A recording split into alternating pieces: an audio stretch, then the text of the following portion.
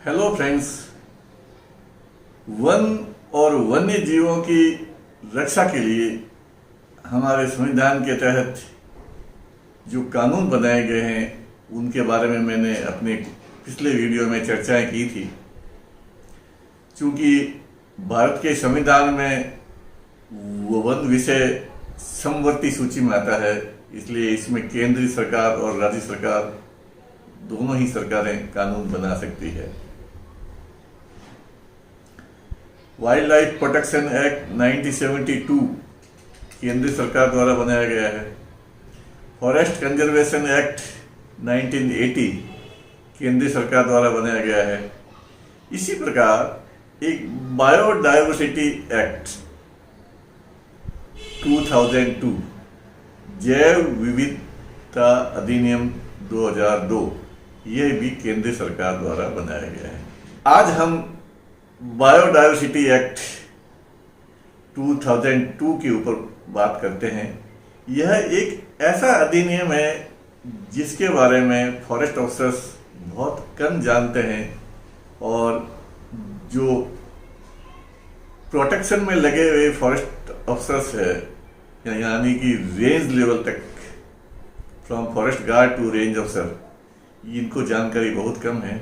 इसलिए मैं आज बायोडायवर्सिटी एक्ट 2002 यानी कि जैव विविधता अधिनियम 2002 के ऊपर बात करता हूं और मैं सिर्फ वन अधिकारी के स्तर तक की जानकारी पर मुख्य रूप से बात करूंगा। तो इस अधिनियम पे बात करने से पहले मैं आपको एक छोटी सी एक कहानी सुनाता।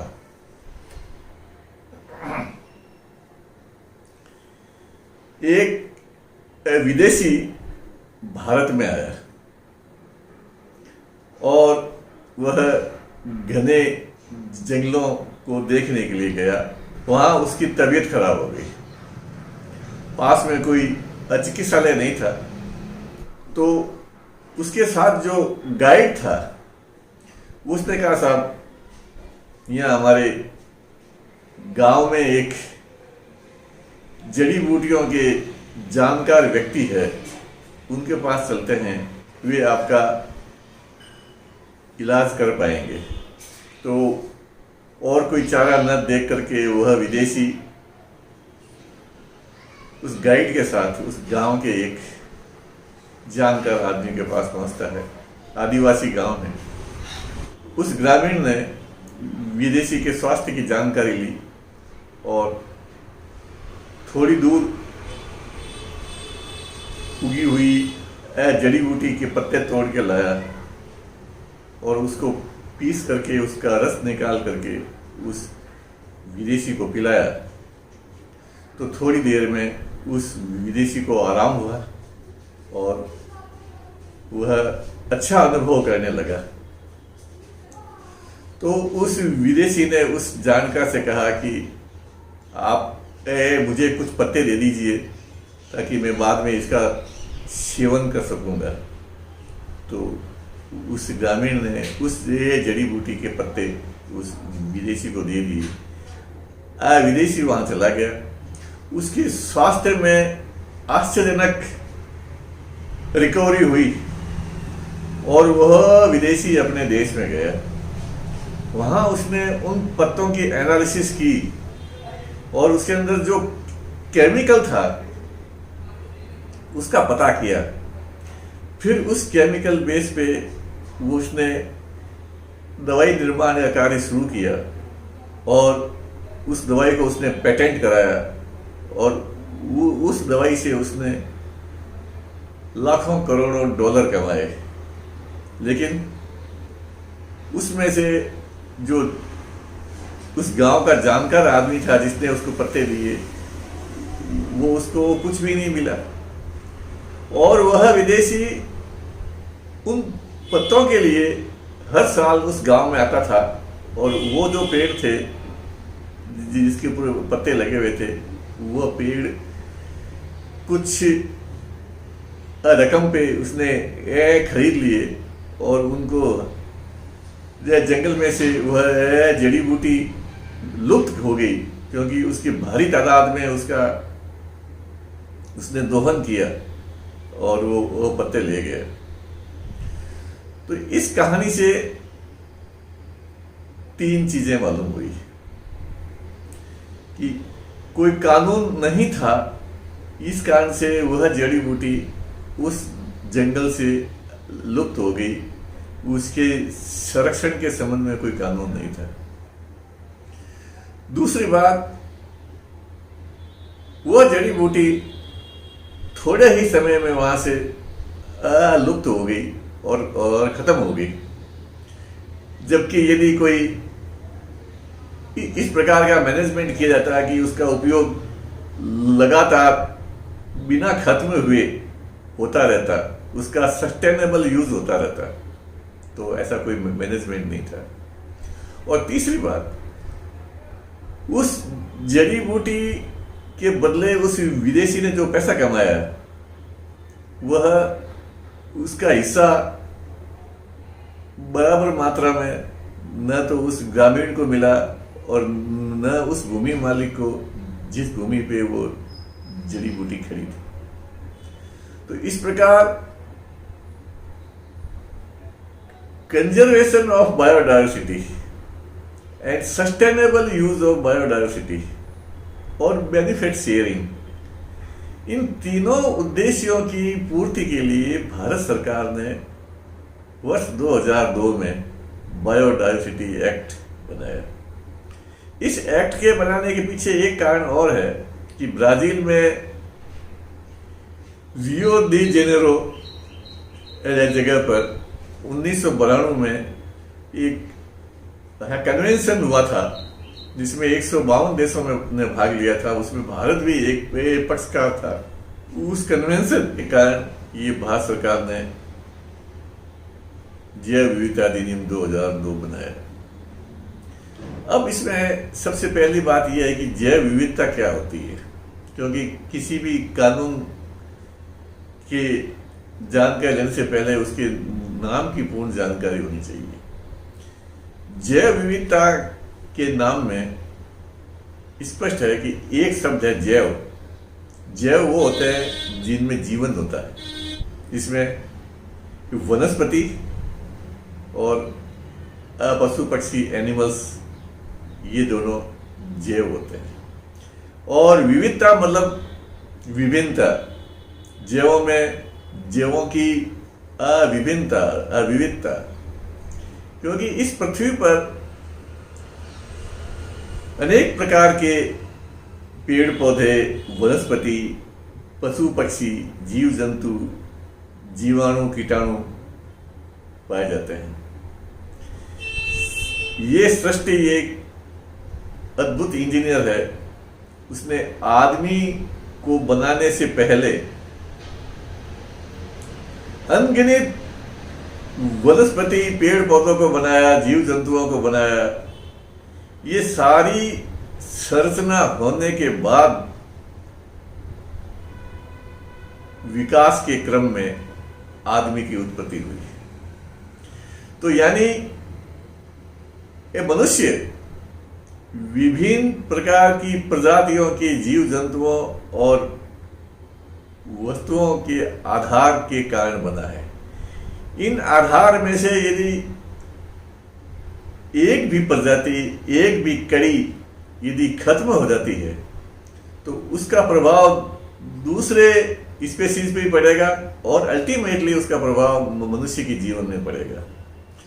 तो ये जितने भी कानून बनाया जाता है, ये मनुष्य अपने फायदे के लिए बनाते हैं, अपने लाभ के लिए बनाए जाते हैं।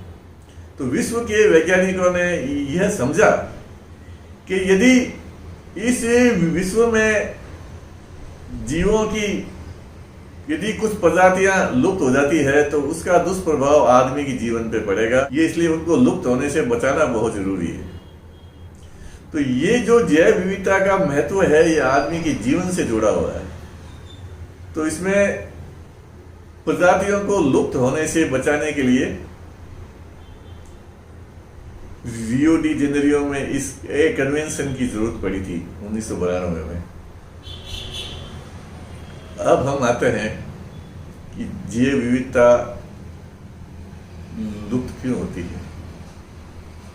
जैव विविधता का लुप्त होने का मुख्य कारण है उनके प्राकृतिक आवास का नष्ट होना। वनों का संहार हो रहा है, आधुनिकीकरण हो रहा है, औद्योगिकरण हो रहा है, नगरीकरण हो रहा है। इस कारण से जीवों के प्राकृतिक आवास नष्ट हो रहे हैं, ये मुख्य कारण है। दूसरा कारण यह है कि मनुष्य के उपयोग के लिए अंधाधुंध वनस्पति या जीवों का उपयोग होना। मुख्य रूप से जो औषधियां होती है ये वो वनस्पति या जीवों से भी बनती है, तो उन औषधियों के लिए जड़ी बूटियों का उपयोग करना, जीव जंतुओं का उपयोग करने से वह विशेष प्रजाति लुप्त होने का खतरा होती है।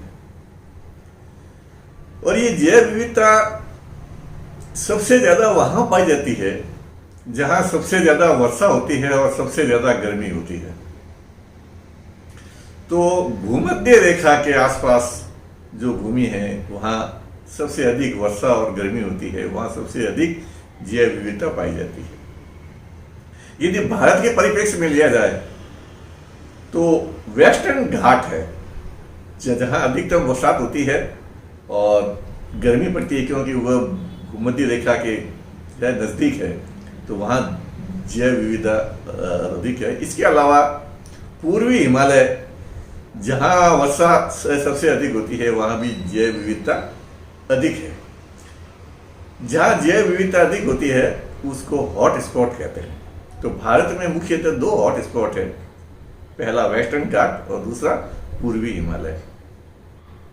अब हम आते हैं कि जब जैव विविधता का इतना महत्व है मानव के जीवन में और भारत जैव विविधता का मुख्य हॉट स्पॉट है, ऐसे में यहाँ की जैव विविधताओं को बचाना जरूरी है कि सब तरह की विभिन्नताएं जीवों में होनी चाहिए। सभी प्रकार की विभिन्नता वाले जीव वनस्पति होने जरूरी है। तो जैसा कि इस एक्ट में बताया गया है कि ये 2003 से लागू हुआ है, क्योंकि एक्ट तो 2002 का है लेकिन यह राजपत्र में 2003 से प्रकाशित हुआ, इसलिए 2003 से लागू हुआ है। तो बायोडायवर्सिटी के जो मेन उद्देश्य है कंजर्वेशन, सस्टेनेबल यूज और बेनिफिट शेयरिंग, इसको क्रियान्वयन करने के लिए इस एक्ट में कुछ 3 टायर सिस्टम बनाया गया है। पहला, राष्ट्रीय स्तर पर जैव विविधता प्राधिकरण का गठन के प्रावधान दिए गए। दूसरा, राज्य स्तर पर राज्य बायोडायवर्सिटी बोर्ड के गठन के प्रावधान दिए गए हैं। और तीसरा, लोकल लेवल पर ग्राम पंचायत और नगर पालिका उनके स्तर पर बायोडायवर्सिटी मैनेजमेंट कमेटी के प्रावधान दिए गए हैं। तो ये त्रिस्तरीय प्रावधान किए गए हैं। इस एक्ट में नेशनल बायोडायवर्सिटी अथॉरिटी या स्टेट बायोडायवर्सिटी बोर्ड या मैनेजमेंट कमेटी के सदस्यों, उसके चेयरमैन, मेंबर सेक्रेटरी आदि के लिए प्रावधान दिए गए हैं। इनकी क्या ड्यूटीज रहेगी, इनकी क्या कार्रवाई होगी, इनको कैसे फंडिंग मिलेगी, इनका लेखा जोखा वगैरह जो भी है, इनकी शक्तियां क्या है, वो एक्ट में दिया गया है। इस सबसे एक वन अधिनिस्थ सेवा के कर्मचारी के लिए ये कोई उपयोगी नहीं है। ये इसलिए मैं इन प्रावधानों के बारे में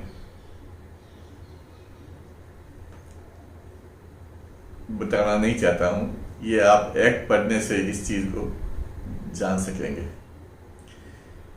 वन अधिनिष्ठ सेवा के कर्मचारी के लिए मुख्य रूप से ये यही है कि भाई एक फॉरेस्ट ऑफिसर को बायोडायवर्सिटी एक्ट के तहत क्या करना होता है और उसकी क्या शक्तियां होती है। तो सबसे पहले हम आते हैं कि बायोडायवर्सिटी में वो कौन कौन से कार्य है जो निषेध किए गए हैं। तो इस एक्ट की धारा 3, 4, 6 और 7 में जो प्रावधान दिए गए हैं वो उनमें बिना अनुमति के जो कुछ कृत्यों को निषेध किया गया है, तो उसके बारे में मैं आपको बताता हूं। तो धारा 3 के अनुसार जो व्यक्ति भारत का नागरिक नहीं है या जो एनआरआई है या जो किसी ऐसे संगठन से जुड़ा हुआ है जो भारत में रजिस्टर्ड नहीं है, इस प्रकार के व्यक्तियों को जैव विविधता प्राधिकरण की पूर्व अनुमति के बिना भारत में व्युत्पन्न कोई भी जैव संसाधन या अनुसंधान के लिए या वाणिज्यिक उपयोग के लिए या जैव सर्वेक्षण बायो सर्वे या जैव उपयोग के लिए न तो प्राप्त करेगा और न ही जानकारी शेयर करेगा। यानी किसी भी विदेशी व्यक्ति को जैव संसाधनों को प्राप्त करने के लिए या वाणिज्यिक उपयोग के लिए, अनुसंधान करने के लिए या वाणिज्यिक उपयोग के लिए बिना बायोडायवर्सिटी अथॉरिटी की परमिशन के वह जैव संसाधन प्राप्त नहीं करेगा और न ही ऐसा कार्य करेगा। और धारा 4 के अनुसार कोई भी व्यक्ति इन जैव संसाधनों पर किए गए अनुसंधान के रिजल्ट किसी ऐसे व्यक्ति को जो भारत का नहीं है या एनआरआई है या कोई कॉरपोरेट जो भारत में पंजीकृत नहीं है, उनको बिना बायोडायवर्सिटी अथॉरिटी के ट्रांसफर नहीं करेगा। यानी कि बायोडायवर्सिटी के संबंधित यदि कोई अनुसंधान के रिजल्ट है तो वो बायोडायवर्सिटी अथॉरिटी के बिना किसी विदेशी व्यक्ति या एनआरआई व्यक्ति को वह ट्रांसफर नहीं कर सकता है। अब धारा 6 क्या कहती है? धारा 6 के अनुसार कोई भी देश भारत के जैव संसाधनों पर की गई रिसर्च के आधार पर अपना प्रोडक्ट पेटेंट नहीं कर सकता है यदि उसने नेशनल बायोडायवर्सिटी अथॉरिटी से परमिशन नहीं ली है। तो इसके अलावा धारा 7 बड़ी महत्वपूर्ण है कि कोई भी व्यक्ति जो भारत का नागरिक है वह कोई भी जैव संसाधन या वाणिज्यिक उपयोग के लिए या जैव संरक्षण और जैव उपयोग के लिए संबंधित बायोडायवर्सिटी बोर्ड को पूर्व इत्तला दिए बिना प्राप्त नहीं कर सकता है। तो ये धारा 7 भारतीय नागरिक के ऊपर लागू होती है कि भारतीय नागरिक जैव संसाधनों को प्राप्त करने के लिए या वाणिज्यिक उपयोग के लिए प्राप्त करने के लिए या जैव सर्वे करने के लिए या जैव संरक्षण करने के लिए राज्य के बायोडायवर्सिटी बोर्ड को पूर्व इत्तला देनी होती है। तो ये धारा 3, 4, 6 और 7 में जो कार्य है निषेध किए गए हैं। अब यदि ये कार्य कोई करता है यानी कि धारा 3 का, 4 का, 6 का, 7 का उल्लंघन करता है तो इस एक्ट की धारा 55 में पेनल्टीज का प्रावधान है, दंड का प्रावधान है। तो 55(1) के अनुसार यदि कोई व्यक्ति धारा 3, 4 या 6 का उल्लंघन करता है या उल्लंघन करने का प्रयास करता है या उल्लंघन करने के लिए दुष्प्रेरित करता है तो उसे 5 साल तक के जेल की कारावास या जुर्माने से जो 10 लाख रुपए तक का है। और यदि कहीं नुकसान 10 लाख से अधिक हुआ है तो उसकी नुकसान की गणना के आधार पर जुर्माना किया जा सकता है। तो धारा 3, 4 और 6 के लिए ये पेनल्टी दी गई है। धारा 55(2) के अनुसार यदि कोई धारा 7 का उल्लंघन करता है या उल्लंघन करने का प्रयास करता है या धारा 24 की उपधारा 1 के अधीन किसी आदेश का उल्लंघन करता है तो 3 वर्ष तक की कारावास या 5 लाख तक का जुर्माना या दोनों का दंड दिया जा सकता है। तो इस एक्ट में दंड का प्रावधान बड़ा भारी है।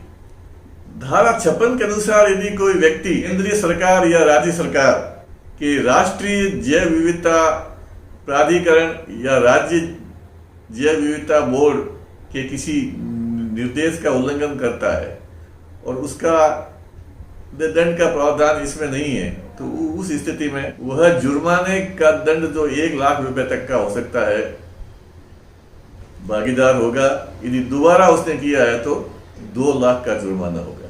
इस एक्ट की धारा 58 में साफ लिखा हुआ है कि ये जो ऑफेंस है ये कॉग्निजेबल ऑफेंस और नॉन बेलेबल ऑफेंस है। तो जो कॉग्निजेबल ऑफेंस होता है उसके लिए पुलिस थाने में FIR दर्ज करवाई जा सकती है।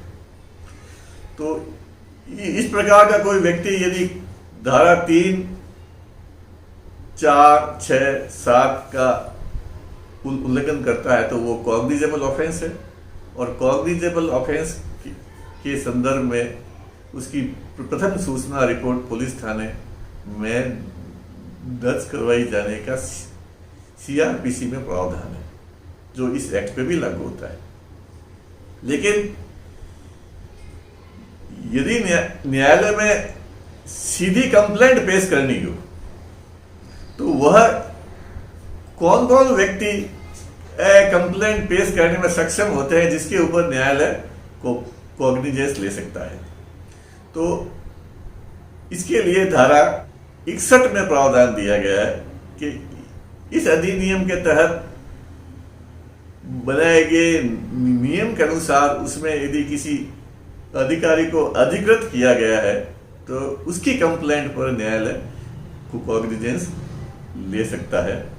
या ऐसा कोई व्यक्ति जिसने केंद्रीय सरकार या किसी प्राधिकृत अधिकारी को 30 दिन तक का नोटिस दिया है तो वो 30 दिन के पश्चात न्यायालय में कंप्लेंट परिवार पेश कर सकता है, उसके ऊपर न्यायालय संज्ञान ले सकता है। इसके अलावा किसी की भी कंप्लेंट पर न्यायालय संज्ञान नहीं ले सकता है। अब ये कंप्लेंट पेश करने के लिए 30 दिन का नोटिस का प्रारूप किस प्रकार का होगा, क्या होगा, इसके लिए केंद्र सरकार ने बायोडायवर्सिटी रूल 2004 बनाए हैं, उसके अंदर प्रावधान दिए। अब हम आते हैं कि मान लो कोई व्यक्ति किसी जैव संसाधन जैसे छाल है, पत्तियां हैं, जड़ी बूटियां हैं या किसी पशु के अंग हैं लिए पकड़ा जाता है, कोई फॉरेस्ट अफसर उसको इस प्रकार के जैव संसाधन कैरी करते हुए या काटते हुए या ले जाते हुए पकड़ लेता है और उसके पास में यदि वो विदेशी है और उसके पास में केंद्रीय जैव विविधता प्राधिकरण की अनुमति नहीं है या यदि वो भारतीय नागरिक है और उसने राज्य जैव विविधता बोर्ड को पूर्व में इतला नहीं दी है और राज्य बोर्ड ने उसको उसके लिए अनुमति नहीं दी है, ऐसा कोई डॉक्यूमेंट उसके पास में नहीं है और उसने धारा 3, 4, 6 या 7 का उल्लंघन किया है तो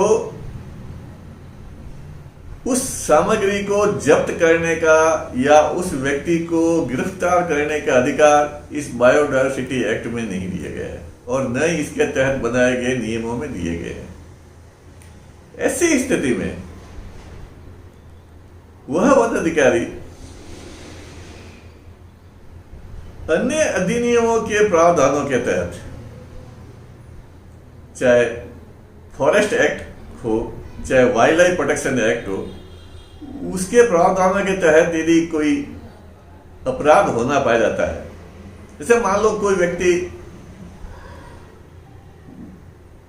वन उत्पाद को परिवहन कर रहा है, तो वो फॉरेस्ट एक्ट की धारा 41-42 का उल्लंघन होता है, या कोई प्रोटेक्टेड फॉरेस्ट या रिजर्व फॉरेस्ट में पेड़ काट रहा हो,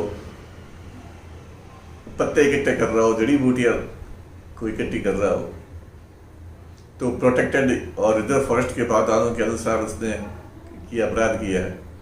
या कोई वन्य जीवों की हड्डियां वगैरह लेके जा रहा हो, उसकी खाल लेके जा रहा हो, तो वाइल्ड लाइफ प्रोटेक्शन एक्ट के तहत उसने अपराध किया है। तो इन एक्ट के तहत वो ऑफेंस से संबंधित सामग्री और उसमें अपराध में उपयोग में लिए गए औजार उपकरण आदि जब्त करने के प्रावधान फॉरेस्ट एक्ट या वाइल्ड लाइफ एक्ट में दिए हुए हैं, वो उसके तहत उनको जब्त करें, आरोपी को अरेस्ट करें, और जब न्यायालय में कंप्लेंट पेश करें तो उसमें उन अधिनियमों के अलावा बायोडायवर्सिटी एक्ट 2002 की धारा 3, 4, 6 या 7 जो भी लागू होती है वो उसके साथ जरूर लगाए कंप्लेंट के अंदर, क्योंकि बायोडायवर्सिटी एक्ट की इन धाराओं के उल्लंघन पर दंड के प्रावधान बहुत कड़े हैं। इसलिए फॉरेस्ट एक्ट या वाइल्ड लाइफ प्रोटेक्शन एक्ट के साथ में ये बायोडायवर्सिटी एक्ट 2002 की भी धारा उसके अंदर कंप्लेंट में लगानी चाहिए। बायोडायवर्सिटी एक्ट 2002 की धारा 59 में स्पष्ट उल्लेख है, इस अधिनियम के उपबंध वन और वन्यजीव से संबंधित तत्समय प्रवृत्त किसी अन्य विधि के उपाबंधों के अतिरिक्त होंगे और न कि उनके अल्पीकरण में। कि बायोडायवर्सिटी एक्ट के जो प्रावधान है, इसमें जो है दंड का प्रावधान है, ये दूसरे जो अधिनियम उस समय लागू होते हैं, चाहे वन अधिनियम हो चाहे वन्य जीव अधिनियम हो, उसके अतिरिक्त ये दंड के प्रावधान है। तो ये जो एक्ट है, बायोडायवर्सिटी एक्ट है, ये कॉमर्शियल एक्टिविटी के लिए या अन्य कार्य के लिए यदि किसी जैव संसाधन को बिना अनुमति के प्राप्त किया गया है और साथ में ही ये वन अधिनियम और वाइल्ड लाइफ प्रोटेक्शन एक्ट के भी प्रावधानों का उल्लंघन है, तो उन प्रावधानों के साथ साथ बायोडायवर्सिटी एक्ट 2002 के भी प्रावधान जो न्यायालय में कंप्लेंट पेश की जाती है उसके अंदर लगाना चाहिए। अब यह है कि किन अधिकारियों को कंप्लेंट पेश करने का पावर दिया है, यह महत्वपूर्ण है। तो इसके अंदर भारत सरकार द्वारा 17 नवंबर 2008 को एक नोटिफिकेशन जारी किया गया है, वो उसकी मैं आपको कॉपी दर्शाता हूं। उस नोटिफिकेशन के अनुसार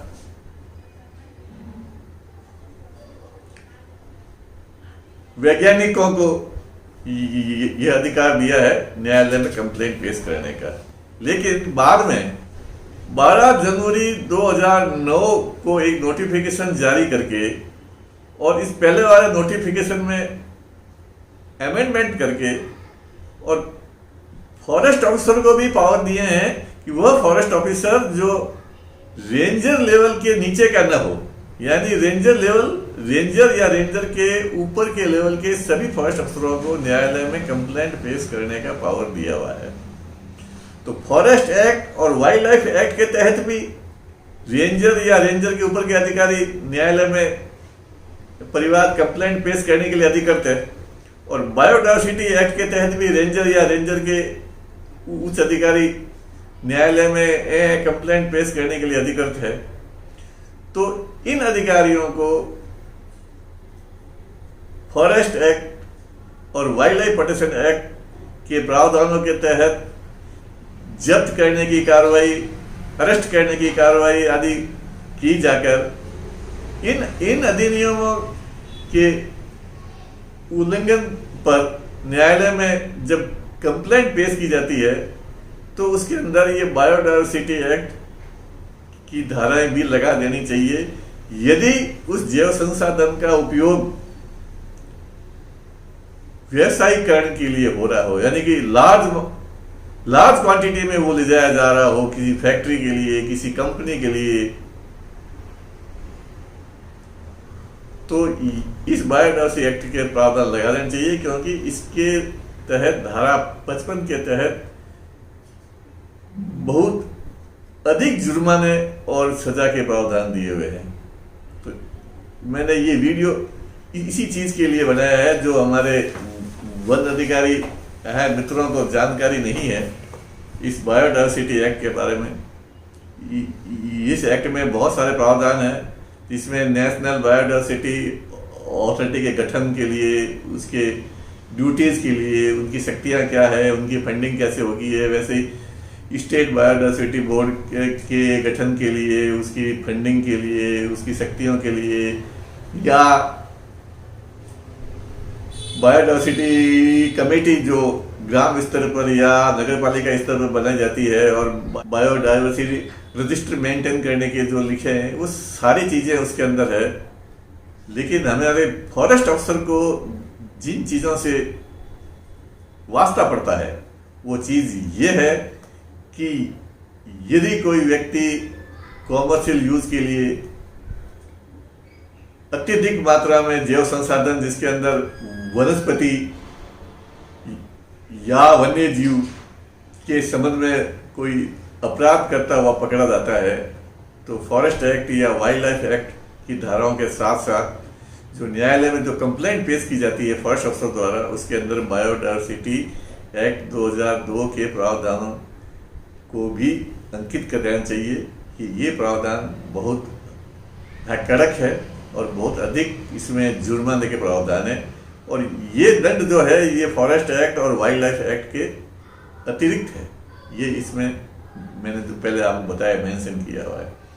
तो दोस्तों, उम्मीद है कि मेरी ये जानकारी आपको काम आएगी, खासतौर से फॉरेस्ट अफसर्स को ड्यूटी के दौरान काम आएगी।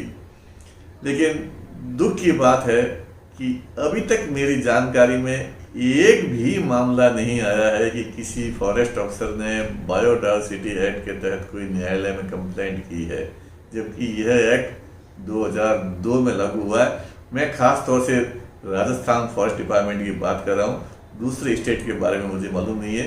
राजस्थान फॉरेस्ट डिपार्टमेंट के किसी भी वन अधिकारी ने बायोडायवर्सिटी एक्ट के तहत कोई कंप्लेंट न्यायालय में पेश की हो, ऐसी कोई बात मेरी जानकारी में नहीं आई है। तो मैं उम्मीद करता हूँ कि यदि मेरा ये वीडियो राजस्थान फॉरेस्ट डिपार्टमेंट के फॉरेस्ट अफसर देख रहे हैं तो वे चाहिए कि राजस्थान की बायोडायवर्सिटी को बचाने के लिए और वन और वन्य जीवों को बचाने के लिए इन प्रावधानों का उपयोग जरूर करें, और न्यायालय में कंप्लेंट पेश करते हुए इस चीज़ का अंकन जरूर करें। इस बायोडायवर्सिटी एक्ट 2002 में संशोधन के लिए वर्ष 2021 में एक बिल पेश किया गया है। उस बिल में कई प्रावधानों को बदलना प्रस्तावित किया गया है। अब ये इसके अध्ययन से ही आपको वो पता चल सकता है कि ये बिल बायोडायवर्सिटी यानी कि जैव विविधता के पक्ष में है या व्यापारियों के पक्ष में है। धन्यवाद। यदि वीडियो पसंद आया है तो उसको लाइक करें, शेयर करें, और जिन लोगों ने सब्सक्राइब नहीं किया वे इसको सब्सक्राइब करें। धन्यवाद।